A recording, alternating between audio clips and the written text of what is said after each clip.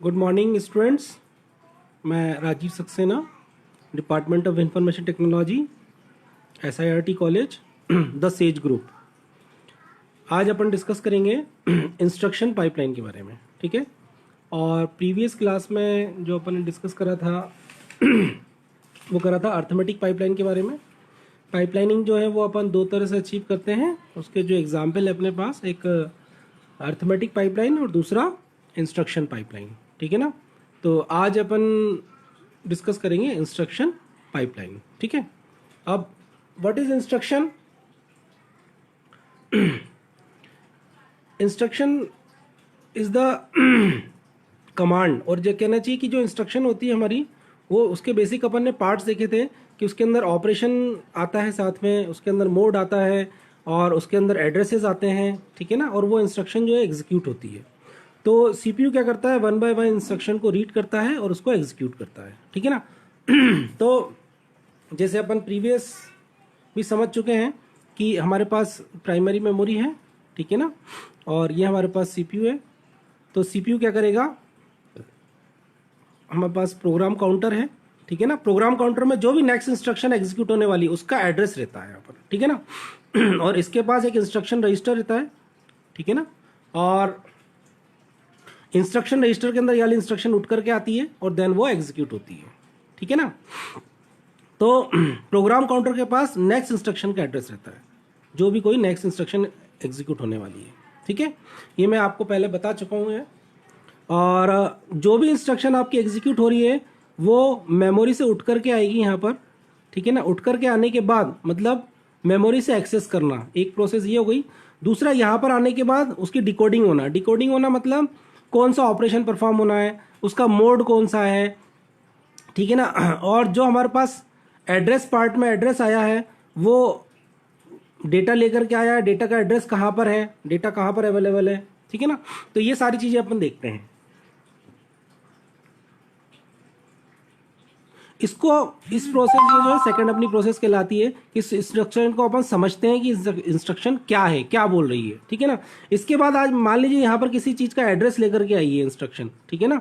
तो वो जो एड्रेस है आपका, उसको कैलकुलेट करना कि वो मेमोरी का एड्रेस है, किसी रजिस्टर का एड्रेस है ना। अपन ने डिफरेंट मोड्स देखे हैं उसके यहाँ पर कि बहुत सारे मोड्स होते हैं। तो उसका इफेक्टिव एड्रेस कैलकुलेट करना।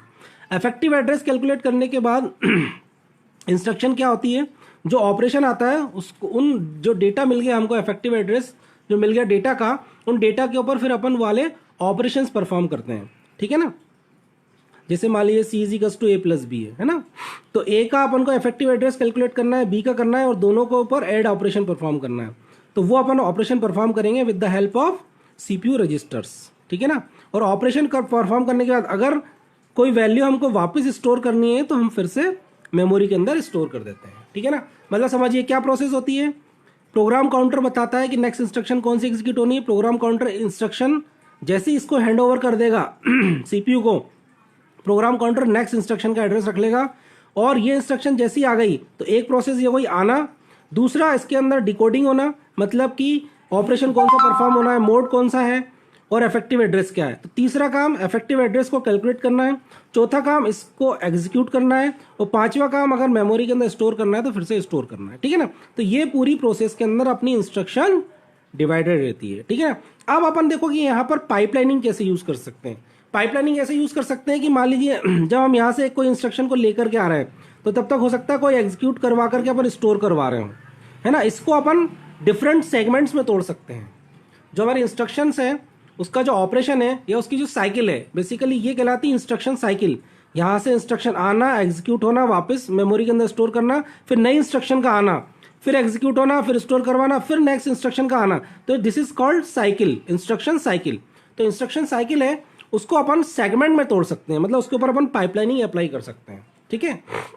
देखो आप उसी चीज को मैंने यहाँ पर आपको नोट्स प्रोवाइड करवा रहा हूँ, उसके अंदर भी लिखा है, in the most general case the computer needs to process each instruction with the following sequence of step. अब जो हमारी इंस्ट्रक्शन है उसको हम कुछ स्टेप्स के अंदर डिवाइड कर सकते हैं। पहला है fetch the instruction from memory.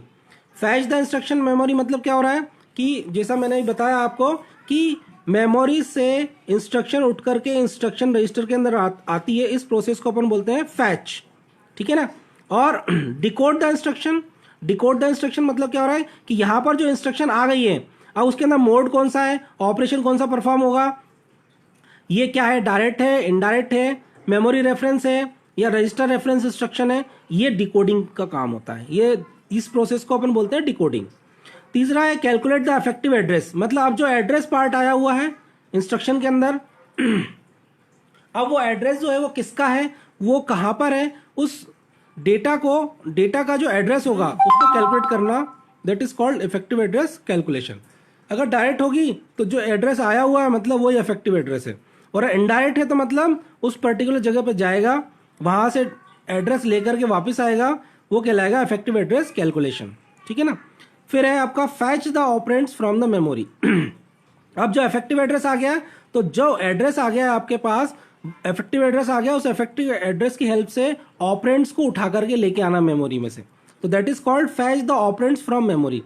फिर है एग्जीक्यूट द इंस्ट्रक्शन, मतलब अब इस जो अपने पास ऑपरेंड्स आ चुके हैं, ऑपरेंड्स की वैल्यू आ गई है, और उसके ऊपर जो ऑपरेशन परफॉर्म करना है वो ऑपरेशन परफॉर्म करेंगे। Store the result in the proper place, ठीक है ना। अब अगर मान लीजिए आउटपुट डिवाइस को अगर उसका रिजल्ट चाहिए तो आउटपुट डिवाइस को देना, अगर मेमोरी के अंदर स्टोर करना है तो मेमोरी के अंदर स्टोर करना, ठीक है ना। या सीपीयू को फिर से जरूरत है अगर किसी इंटरमीडिएट वर्क के लिए, इंटरमीडिएट वर्क अगर परफॉर्म हो रहा है तो उस रिजल्ट को क्या करेंगे, एज ए इंटरमीडिएट रिजल्ट वो अपने पास रख लेगा। तो जहां पर भी उसको जरूरत होगी तो प्रॉपर प्लेस के ऊपर क्या होगा, वो रिजल्ट आपका स्टोर हो जाएगा, ठीक है ना। तो अपन ने क्या करा, इंस्ट्रक्शन को इन स्टेप्स के अंदर अपन डिवाइड कर सकते हैं इंस्ट्रक्शन साइकिल को।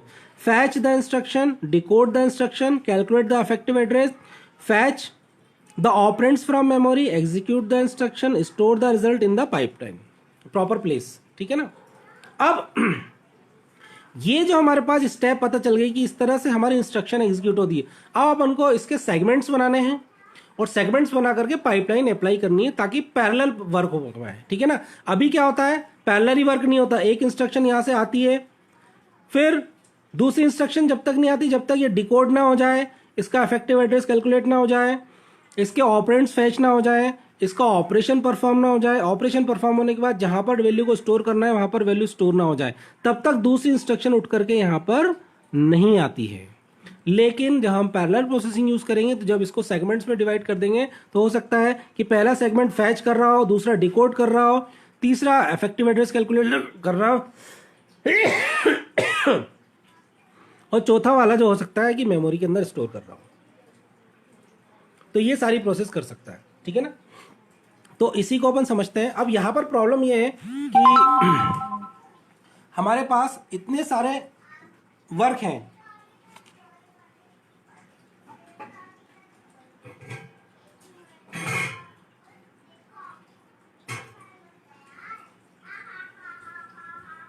तो सबकी वर्किंग जो है वो डिफरेंट टाइम पे होगी। जरूरी नहीं है कि फैचिंग के लिए जो टाइम लग रहा है वही डिकोडिंग के लिए टाइम लगे, वही कैलकुलेशन के लिए टाइम लगे, सबका अलग अलग टाइमिंग है। तो यहाँ पर हम बहुत चैलेंज ये है कि हम जब सेगमेंट के अंदर तोड़ रहे हैं इंस्ट्रक्शन साइकिल को, तो हमारे पास इक्वली टाइम वाले सेगमेंट्स होना चाहिए, ठीक है ना। ये मैं आपको प्रीवियस भी समझा चुका हूँ जब मैंने पाइपलाइन पढ़ाई थी कि जो सेगमेंट्स हैं उनका इक्वल टाइम में डिवाइड करना पड़ता है हमको। अब देखो आप यहाँ पर डिफरेंट सेगमेंट्स में have take different times of operate on the incoming information. The design of a instruction pipeline will most efficient if the instruction cycle is divided into segments of equal duration, ठीक है ना। Divide into segments of equal duration, equal duration के अंदर हमारी segments बनने चाहिए, ठीक है ना। हम यहाँ पे देखो डिजाइन कर रहे हैं, कंप्यूटर डिजाइनिंग के बारे में बात कर रहे हैं अपन, तो यहाँ पर हमको सेगमेंट ऐसे बनाना है कि सबके सब इक्वल ड्यूरेशन के हों, ठीक है ना। The time that each step takes a fulfil its function depends on the instruction and the way of its executed, ठीक है ना। तो यहाँ हम क्या काम करेंगे कि थोड़ी सी मर्जिंग कर देंगे।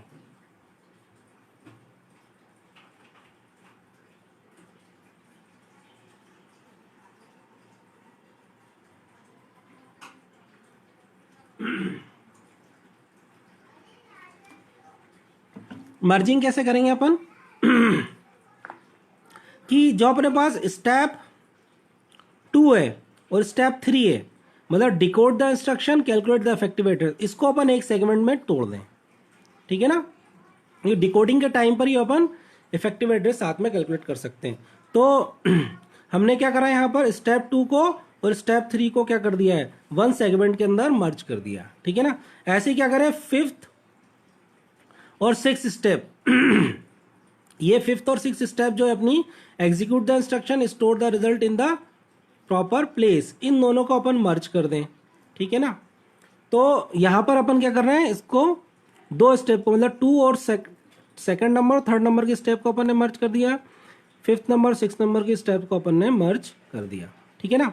और मर्ज करने के बाद अपन एक डायग्राम देखते हैं, ठीक है ना।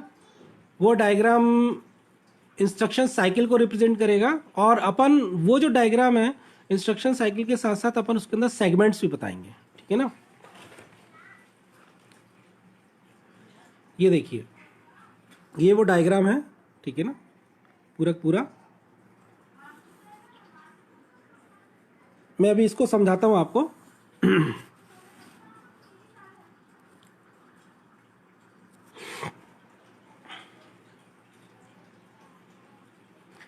ये हमने सेगमेंट 1 ले लिया, ठीक है ना। इसको क्या बोल रहे हैं, फैच इंस्ट्रक्शन फ्रॉम मेमोरी, जो आपकी स्टेप 1 थी, ठीक है ना। स्टेप 1 को आप इसके पीछे बेसिकली ये जो अपनी स्टेप्स हैं, और इन दो को अपन ने जो मर्ज कर दिया, सेकंड थर्ड को, और इसको मर्ज कर दिया, ऐसे करके अपन ने 4 सेगमेंट वाला इंस्ट्रक्शन साइकिल बनाया है, ठीक है ना। तो फर्स्ट वाले में क्या कर रहा है, फर्स्ट सेगमेंट क्या है, फैच इंस्ट्रक्शन फ्रॉम मेमोरी, ठीक है ना। पहले क्या करेगा, फैच करेगा, मतलब इंस्ट्रक्शन उठ करके कहाँ से आएगी, मेमोरी से उठ करके सीपीयू के अंदर इंस्ट्रक्शन रजिस्टर के अंदर आ जाएगी। दूसरा है segment decode instruction and calculate effective address, ठीक है ना। तो दूसरे वाले में क्या कर रहा है कि डिकोडिंग कर रहा है और इफेक्टिव एड्रेस को कैलकुलेट कर रहा है, जो मर्ज कर दी थी अपन ने सेकंड और थर्ड स्टेप, ठीक है ना।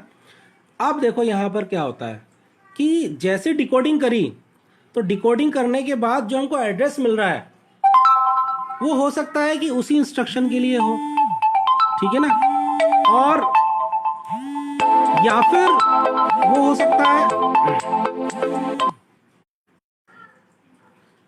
सॉरी, या फिर वो हो सकता है कि वहां पर आपका कोई ना कोई ब्रांच आ जाए, ठीक है ना। ब्रांच आ जाए इसका मतलब क्या हो रहा है, जैसे मान लीजिए आप कोई फंक्शन बनाते हैं, ठीक है ना, तो फंक्शन को कॉल करते हैं, तो एक फंक्शन के अंदर आप इंस्ट्रक्शन लिखते जा रहे हो, ठीक है।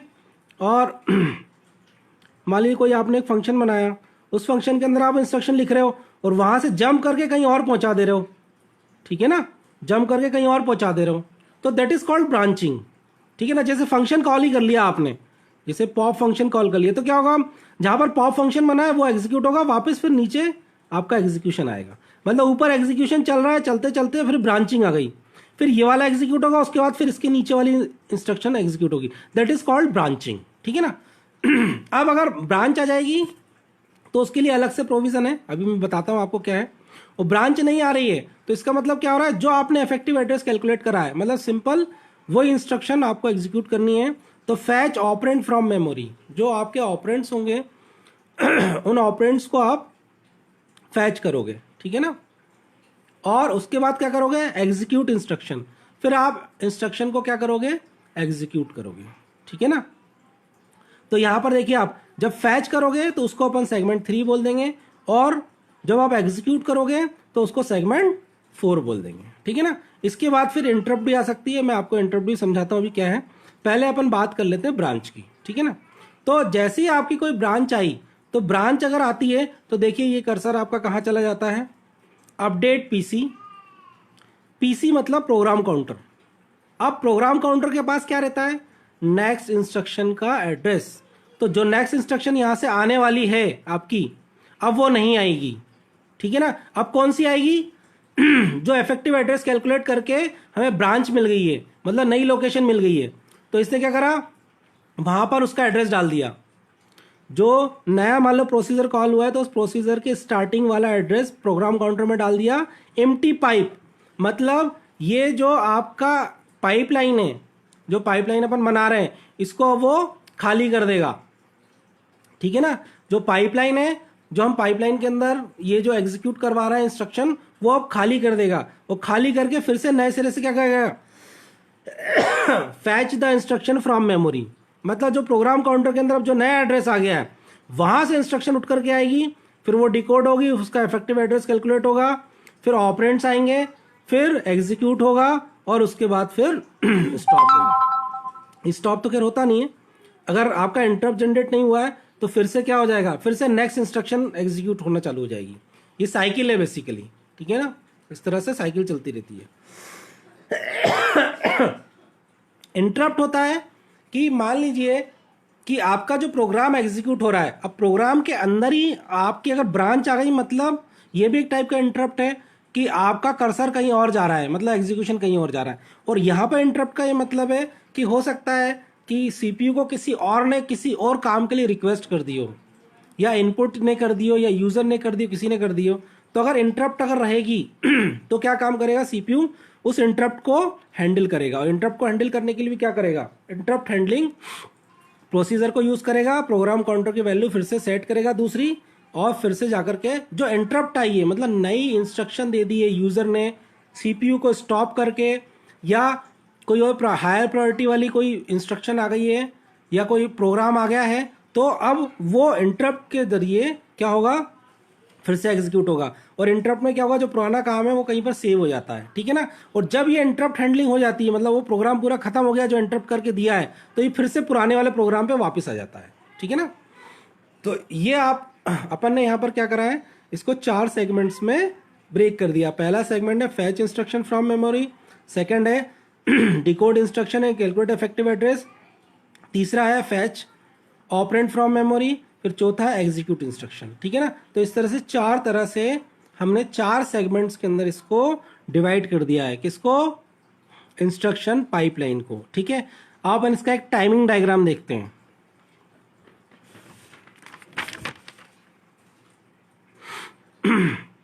टाइमिंग डायग्राम से पहले अपन ये देख लो कि जो हमारी ये 4 सेगमेंट्स हैं, जो हमारे 4 टास्क जो परफॉर्म हो रहे हैं, अपन ने जो 4 सेगमेंट्स में डिवाइड करा है, तो पहला है एफ आई, मतलब fetch the instruction. F I is the segment that fetch an instruction, ठीक है ना।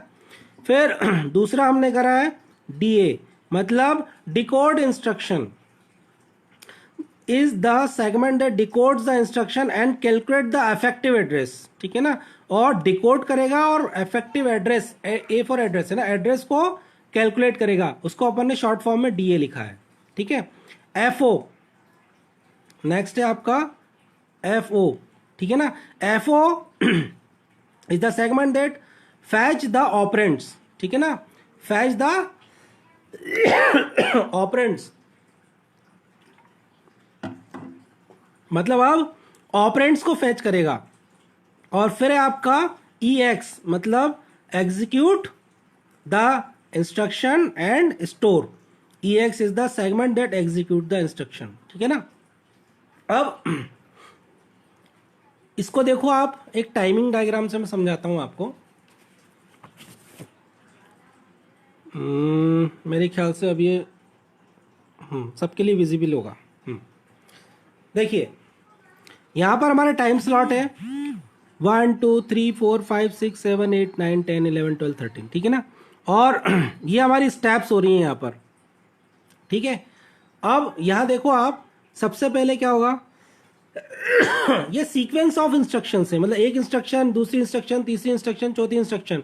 तो पहली इंस्ट्रक्शन आएगी उसको बोलेंगे अपन फैच इंस्ट्रक्शन, दूसरी इंस्ट्रक्शन आएगी वो भी फैच इंस्ट्रक्शन, तीसरी इंस्ट्रक्शन आ रही फैच इंस्ट्रक्शन।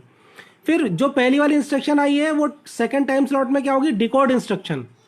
जब सेकंड स्लॉट आएगा टाइम का, उस टाइम पर जो दूसरी वाली इंस्ट्रक्शन है वो फैच हो रही होगी। जो पहली वाली है वो डिकोड हो रही होगी, दूसरी वाली फैच हो रही होगी। फिर तीसरे टाइम स्लॉट पे अपन देखें, ये टाइम इंस्टेंस है, ठीक है ना, ये टाइम इंस्टेंस है। मान लीजिए अगर 1-1 सेकंड अपन मान लें या 1-1 नैनो सेकंड मान लें, तो फर्स्ट वाले टाइम स्लॉट में अभी पहली वाली इंटर हुई है, फिर दूसरे वाले में दूसरी वाली इंटर हो रही है, फैच हो रही है, और पहली वाली जो इंस्ट्रक्शन थी वो डिकोड हो रही है।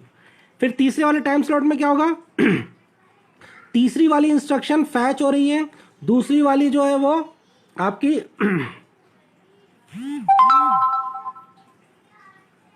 दूसरी वाली जो है वो आपकी डिकोड हो रही है, और तीसरी वाली जो है आपकी वो उसके अंदर इफेक्टिव एड्रेस कैलकुलेट हो रहा है। मतलब जो एट ए टाइम अगर टाइम स्लॉट पे अपन देखें तो पहले फैच हो रहा है, फिर डिकोड हो रहा है, फिर आपका ऑपरेंड को फैच कर रहा है वो, फिर एग्जीक्यूट कर रहा है, ठीक है ना। तो ऐसे टाइम स्लॉट के अंदर आपका टास्क परफॉर्म हो रहा है, ठीक है ना। तो पहले ये वाला होगा, पहली इंस्ट्रक्शन, फिर दूसरी इंस्ट्रक्शन, फिर तीसरी इंस्ट्रक्शन। अब यहाँ देखो, यहाँ पर जो है ना एक साथ दो काम हो रहा है, इसका मतलब क्या हो रहा है कि यहाँ पर पैरेललिज्म आ गया, ठीक है ना, यहाँ पर पैरेलल प्रोसेसिंग हो रही है। नहीं तो क्या होता, पहले ये वाला स्लॉट खत्म होता, फिर यहां से दूसरी वाली एग्जीक्यूट होती। यहां पर क्या था, ये वाला FI, फिर DA, फिर FO, फिर EX, फिर जब ये वाली खत्म हो जाती तब फिर यहां पर तीसरी वाली इंस्ट्रक्शन चालू होती, फिर यहां पर चौथी वाली इंस्ट्रक्शन चालू होती।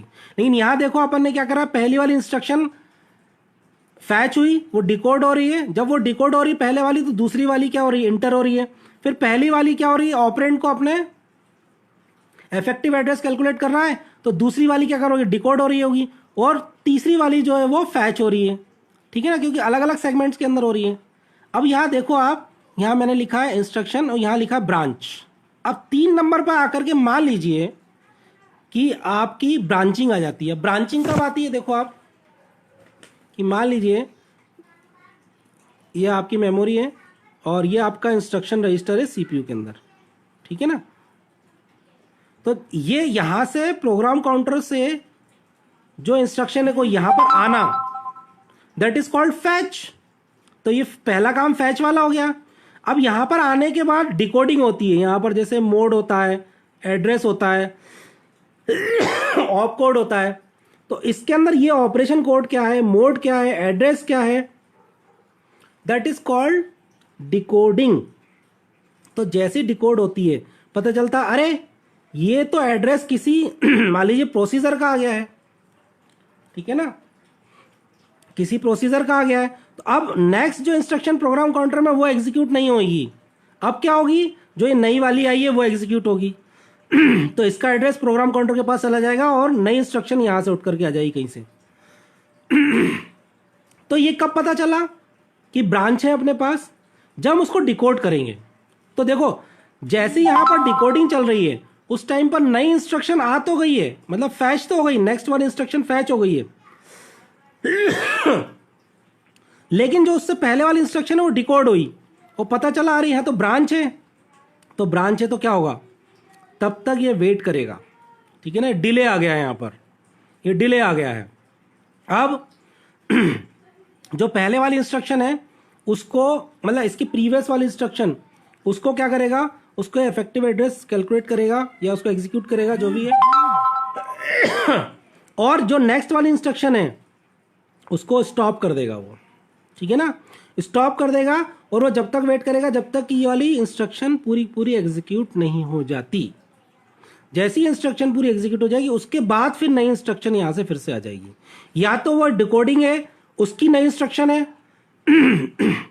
या ये जो सीक्वेंस चल रहा था इसकी कोई इंस्ट्रक्शन है, कुछ भी हो सकती, दोनों में से, ये डिपेंड करेगा आपके प्रोग्राम के ऊपर। या तो यहां पे लूपिंग आ सकती है, या कोई प्रोसीजर आ सकता है, या इफ एल कंडीशन आ सकती है, कुछ भी हो सकता है। तो उस टाइम तक ये क्या हो जाएगा, डिले आ जाएगा, और फिर से यहां पर नई इंस्ट्रक्शन फिर से जिस सीक्वेंस में पहले चल रही थी वैसे सीक्वेंस में नई इंस्ट्रक्शन चालू हो जाएंगी। और यहां हमारी फिर से ब्रांच आ गई, वो फिर से वो नेक्स्ट वाली जो एग्जीक्यूट करने वाला था तो वो यहां से चालू हो जाएगी। मतलब ये कोई एक फंक्शन एग्जीक्यूट हो गया इस बीच में, ठीक है ना। तो ये टाइमिंग डायग्राम ये बता रहा है कि ऐसे डिले आ सकता है आपका, ठीक है। तो ये पूरा मैंने इसके अंदर लिख करके दिया हुआ है कि डिले अगर आ रहा है तो वो किस तरह से ब्रांच को हैंडल कर रहा है, ठीक है ना, इसके बारे में बात कर रहा है। तो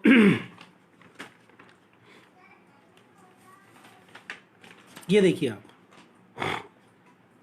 मतलब ब्रांच कब आएगी, जबकि डिकोड हो जाएगी आपकी इंस्ट्रक्शन, जब तक डिकोड नहीं होगी, जब तक कोई नई ब्रांच पता नहीं चलेगी। तो जैसे ही यहाँ पर डिकोडिंग खत्म हुई, वैसे ही पता चला कि अरे ब्रांच है यहाँ तो, लेकिन क्योंकि पैरेलल प्रोसेसिंग है तो एक सेगमेंट ने जब तक क्या कर लिया, पुरानी वाली जो इंस्ट्रक्शन है नेक्स्ट से उसको फैच भी कर लिया है, लेकिन यहाँ तो ब्रांचिंग थी। अब इसका कोई मतलब नहीं है, अब जो नई इंस्ट्रक्शन ब्रांचिंग से आई है वही वाली एग्जीक्यूट होगी, ठीक है ना। तो दिस इज कॉल्ड डिले, ठीक है ना।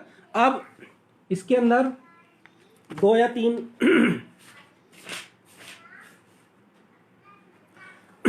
कन्फ्लिक्ट्स हैं, है ना। उन कन्फ्लिक्ट्स को मैं अभी नोट्स के फॉर्म में लिख दूंगा आपको, लेकिन यहाँ पे आपको डिस्क्राइब कर देता हूँ। सॉरी, आज थोड़ा सा गला खराब हो रहा है। पहला है रिसोर्स कॉन्फ्लिक्ट, ठीक है ना।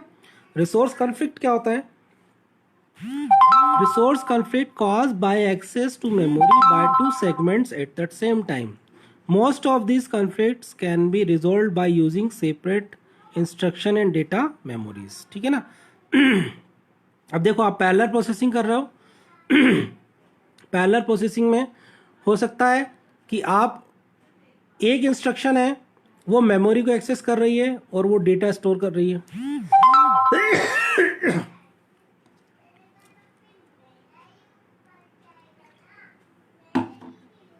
और सॉरी, दूसरी हो सकता है ऐसा कर रही हो कि ऑपरेंड को फैच कर रही हो। मतलब पहले वाली इंस्ट्रक्शन जो है ऑपरेंड फैच कर रही है, और एक जो इसके पहले जो इंस्ट्रक्शन हो चुकी है वो अपने जो रिजल्ट आया उसको मेमोरी के अंदर स्टोर कर रही हो। अब एट ए टाइम कोई भी 2 इंस्ट्रक्शन किसी भी एक डिवाइस को एक्सेस नहीं कर सकती है, ये रूल है, ये परमिशन नहीं देगी, ठीक है ना। कंप्यूटर के अंदर मल्टीपल टास्क ऐसे परफॉर्म नहीं होता है कि एक डिवाइस को 2 लोग एक साथ यूज़ कर पाए। एट ए टाइम सिर्फ एक यूज़ करता है। अपन भले ही बोलते हैं कि मल्टी प्रोसेसिंग है, बहुत सारी चीज़ें हैं, मल्टीपल प्रोसेस चल रही है, लेकिन सीपीयू भी एट ए टाइम सिर्फ एक समय में एक ही काम करता है। ठीक है ना। हाँ, अलग अलग डिवाइसेस एक साथ काम कर सकती हैं, लेकिन सेम डिवाइस कभी भी 2 काम एक साथ नहीं करती है कंप्यूटर के अंदर, ये ध्यान रखना आप। तो सीपीयू भी हमारा एट ए टाइम एक काम करता है, लेकिन सीपीयू की स्पीड बहुत ज़्यादा फास्ट रहती है, दूसरे डिवाइसेस की स्पीड कम रहती है, इसलिए हम मल्टीपल डिवाइसेस को क्या करते हैं, वेटिंग लिस्ट में डाल के रखते हैं कि जैसे सीपीयू की एक प्रोसेस खत्म हो तो वो दूसरी प्रोसेस को ले ले, जो डिले है या प्रोसेसिंग टाइम है, जो प्रिपरेशन का टाइम है, वो अपना बच जाए। ठीक है ना। तो यहां पर क्या है कि मान लीजिए अगर आपकी एक मेमोरी है और एक मान लीजिए इंस्ट्रक्शन इसमें से ऑपरेंड फेच करना चाहती है और दूसरा वाला जो है सेगमेंट वो स्टोर कर रहा है, तो ये दोनों परमिसिबल एक साथ नहीं होंगे, ये कन्फ्लिक्ट कहलाएंगे, ठीक है ना। तो इसके लिए क्या करें, हम मेमोरी को 2 पोर्शन में डिवाइड कर सकते हैं। इसका सॉल्यूशन ये है।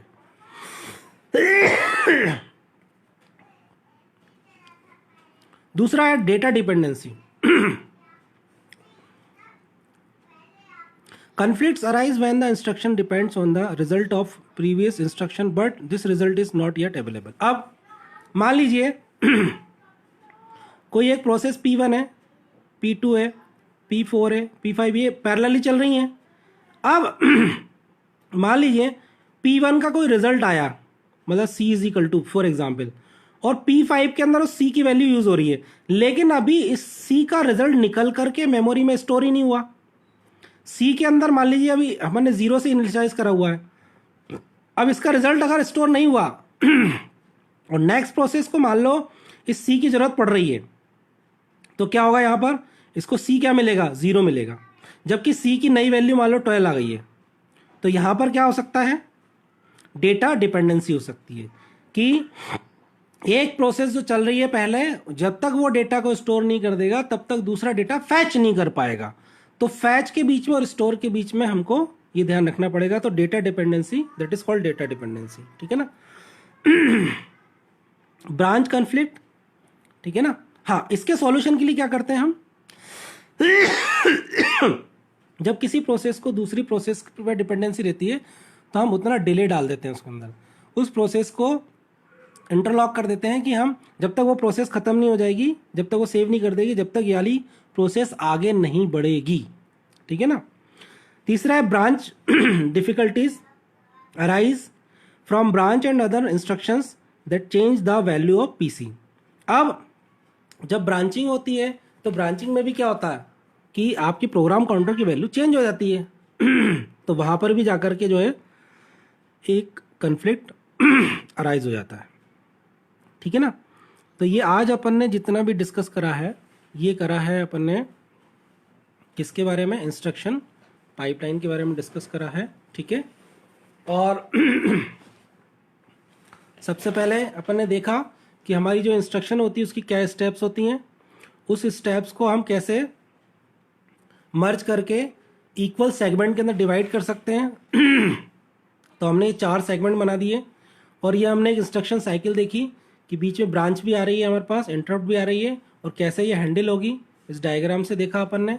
और एक टाइमिंग डायग्राम भी देखा कि अगर बीच में अगर मान लो ब्रांच आ रही है तो ब्रांचिंग के टाइम पर ये किस तरह से डिले आ जाएगा, यहाँ पर आपकी जो पाइपलाइन है वो नॉन पाइपलाइन में बदल जाएगी यहाँ पर उतनी देर के लिए, उसके बाद फिर से वो पाइपलाइन के थ्रू वर्क करना चालू कर देगी, ठीक है ना।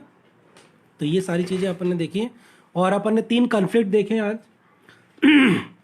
ठीक है ना। तीनों कॉन्फ्लिक्ट जो है वो आते हैं कब, जब अपन इंस्ट्रक्शन पाइपलाइन यूज़ करते हैं, ठीक है ना। अब जो नेक्स्ट चैप्टर है आपका वो मैं आपको पढ़ाऊँगा, तो नेक्स्ट चैप्टर आपका होगा वेक्टर प्रोसेसिंग, ठीक है ना। Thank you.